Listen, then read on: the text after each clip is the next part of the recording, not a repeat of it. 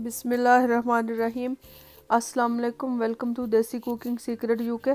उम्मीद है आप सब खैरियत से होंगे। आज मैं आपके साथ यखनी पुलाव बनाने की रेसिपी शेयर करने जा रही हूँ। तो चले देखते हैं इसको बनाने के लिए किन किन चीज़ों की ज़रूरत है। इसके लिए मैंने लिए हैं चावल 3 कप, 1 किलो गोश्त, दही आधा कप, प्याज 2 अदद दरमियाने साइज़ के कटे हुए, 1 टमाटर, 1 टीस्पून ज़ीरा और साबुत गरम मसाला थोड़ा थोड़ा हमने सारा ले लेना है। 3 से 4 सब्ज़ मिर्चें लेनी है और नमक आप अपने टेस्ट के मुताबिक लें। अदरक का 1 टेबल स्पून पेस्ट लिया है और 1 पूरा लहसुन साबुत लिया है। अब सबसे पहले हम गोश्त की यखनी बना लेंगे। एक पैन में गोश्त डालेंगे, लहसुन डालेंगे इसमें और 1 से 1.5 लीटर पानी डालेंगे, ताकि क्योंकि हमने यखनी बनानी है पानी थोड़ा इसमें ज़्यादा डालेंगे। और गरम मसाला भी इसमें शामिल कर देंगे। 2 टीस्पून नमक डालकर इसको अच्छी तरह मिक्स करके इसको कवर कर देंगे गोश्त को। और इसको इतनी देर तक पकाना है जब तक हमारा गोश्त गल नहीं जाता अच्छी तरह। यखनी हमारी बन रही है जब तक हम प्याज का मसाला बना लेते हैं दूसरे पैन में जिसमें हमने चावल बनाने हैं। इसमें मैंने तकरीबन आधा कप के करीब कुकिंग ऑयल डाला है और प्याज डाल देंगे।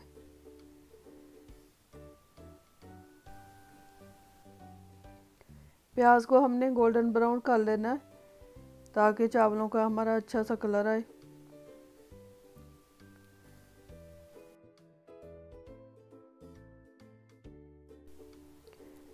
प्याज हमारा तकरीबन हो चुका है। अब हम इसमें पानी शामिल कर देंगे ताकि प्याज का अच्छा सा कलर निकल आए और इसको कवर कर देंगे।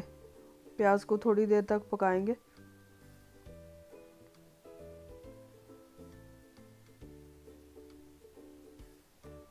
अब हमने जो टमाटर लिया था वो भी इसमें काट कर डाल देंगे ताकि टमाटर भी अच्छी तरह गल जाए। इधर यखनी भी हमारी तैयार हो चुकी है, गोश्त अच्छी तरह गल चुका है। अब हम इसको निकाल लेंगे यखनी को।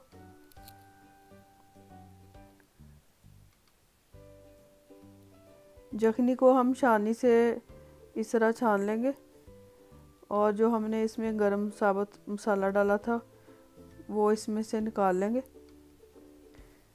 पानी यखनी लैदा कर लेंगे और गोश्त को लैदा कर लेंगे।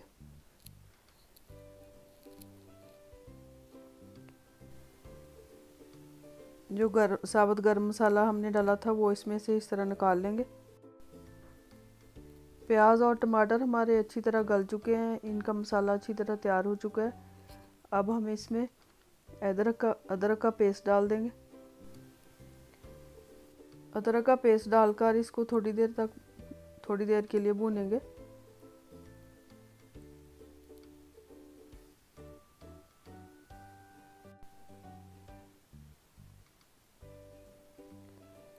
अब हम इसमें गोश्त डाल देंगे जो हमने गलाया है और इसको भी हम अच्छी तरह भून लेंगे मसाले में।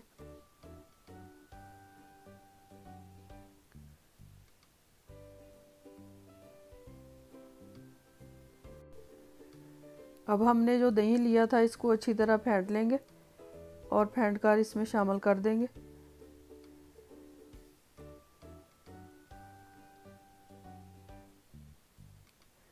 और इसको अच्छी तरह मिक्स कर लेंगे। अगर उसी वक्त आप दही डालकर मिक्स ना करें तो उसकी गुठलियाँ सी बन जाती हैं।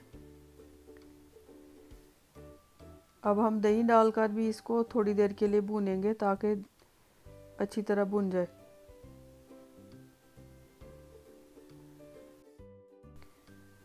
गोश्त हमारा अच्छी तरह भुन चुका है। अब हम इसमें सब्ज़ मिर्चें डाल देंगे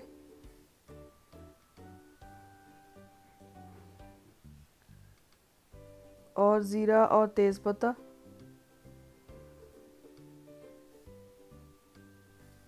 यह भी शामिल कर देंगे।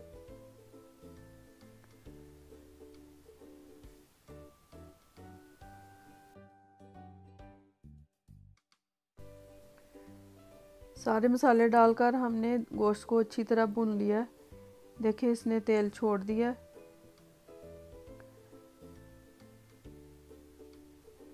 अब हम इसमें यखनी डालेंगे। सबसे पहले अगर यखनी डालकर पानी कम हुआ तो पानी और शामिल कर देंगे।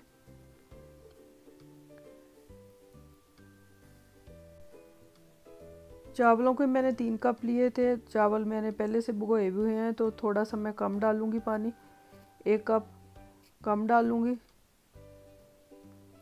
सबसे पहले हम यखनी शामिल कर देंगे। अगर यखनी कम हुई तो फिर दूसरा और पानी केटल में गर्म करके इसमें शामिल कर देंगे।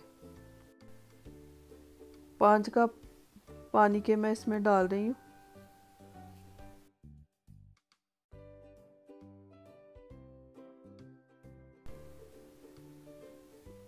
और यहाँ पे हम थोड़ा सा नमक भी शामिल कर देंगे, क्योंकि यखनी में भी नमक था तो पहले 2 टीस्पून शामिल कर देंगे। बाद में हम चेक कर लेंगे, अगर कम लगा तो फिर और डाल देंगे। पानी अच्छी तरह पकने लग गया। अब हम इसमें चावल शामिल कर देंगे।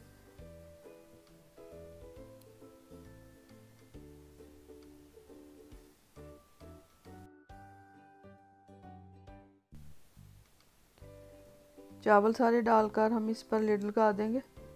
चावलों पे पानी देखिए तकरीबन खुश्क हो चुका है। इस पॉइंट पे आप नमक चेक कर लें, अगर आपको थोड़ा लगे तो यहाँ पे आप और डाल सकते हैं। अब हम इसको दम दे देंगे चावलों को। कोई भी कपड़ा ले लें आप और उसके साथ दम दे दें।